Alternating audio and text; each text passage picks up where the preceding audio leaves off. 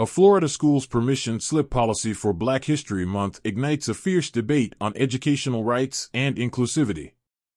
By Darius Spearman, African Elements. Support African Elements at patreon.com/AfricanElements and hear recent news and a continuous playlist during your morning commute. Plus get early access to ad-free video content. Introduction. The recent policy by a Florida school necessitating parental consent for children to engage in Black History Month activities has ignited a fervent discussion across the nation.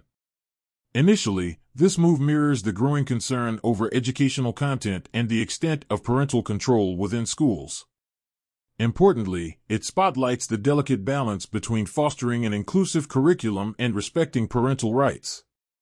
Consequently, the policy has drawn a spectrum of reactions from various stakeholders, ranging from approval to outright criticism. Critics argue that such measures could inadvertently marginalize important historical narratives and undermine educational autonomy. Conversely, supporters claim it upholds parental rights to oversee their children's education. Amidst this debate, the policy raises crucial questions about the role of education in shaping societal values and the future implications for teaching contentious subjects in schools. The policy in detail. The Florida schools policy introduces a requirement for parental consent for students to participate in Black History Month activities. This approach aims to involve parents more directly in their children's education, especially regarding sensitive historical content. Critics, however, see this move as potentially restrictive, fearing it may limit students' exposure to diverse perspectives. Source: Black Enterprise. Furthermore, the policy aligns with broader state educational mandates, reflecting a growing trend towards increased parental oversight over curriculum content. This development has sparked a debate about the balance between educational freedom and parental rights, with significant implications for how schools navigate the inclusion of racial and historical topics in their curricula. Source: LGBTQ Nation. Public reaction. The public's response to the Florida schools policy has been diverse and vocal. On one side, some parents and community members express shock and concern, fearing the policy could segregate educational content. For example, one parent was shocked by the need for such a permission slip, underscoring a deep worry about the message it sends. Source: Black Enterprise. On the other side, educational experts warn of the broader implications, suggesting the policy might lead to an uneven understanding of Black history among students. They argue it could create a generation misinformed about crucial aspects of their nation's history. Source: LGBTQ Nation.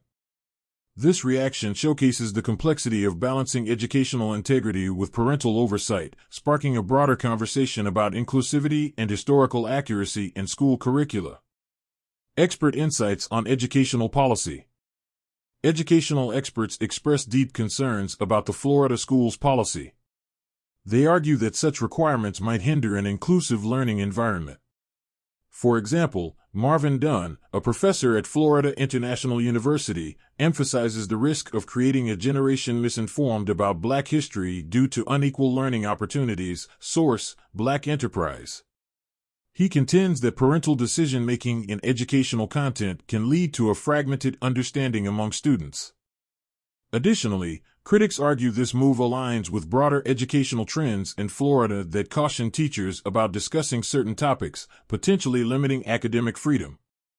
Steve Gallen, a Miami-Dade school board member, suggests the policy reflects compliance with state mandates rather than educational best practices. Source: Business Insider.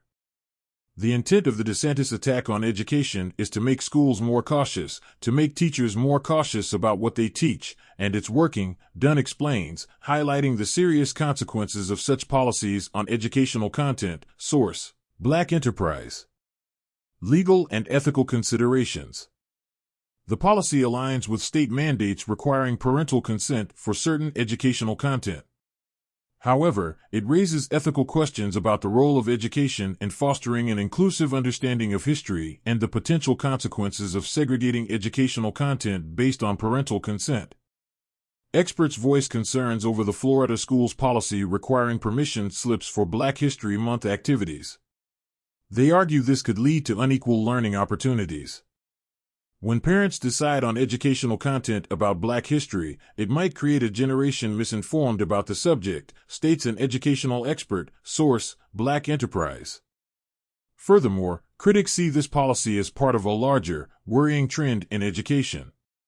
They believe it aims to make schools and teachers more cautious about the topics they cover, especially regarding racial history. This approach, experts warn, risks not just banning books but ideas themselves, potentially undermining educational freedom and ethical teaching practices. Conclusion. The Florida schools' policy on Black History Month permission slips has sparked a vital debate. It underscores the struggle to balance educational inclusivity with parental involvement. This policy, while aiming to respect parental rights, raises concerns about segregating educational content based on parental consent. As the discussion progresses, it highlights the broader challenges faced in ensuring education remains inclusive and reflective of diverse histories.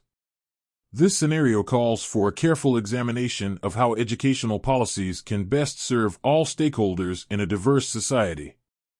About the author.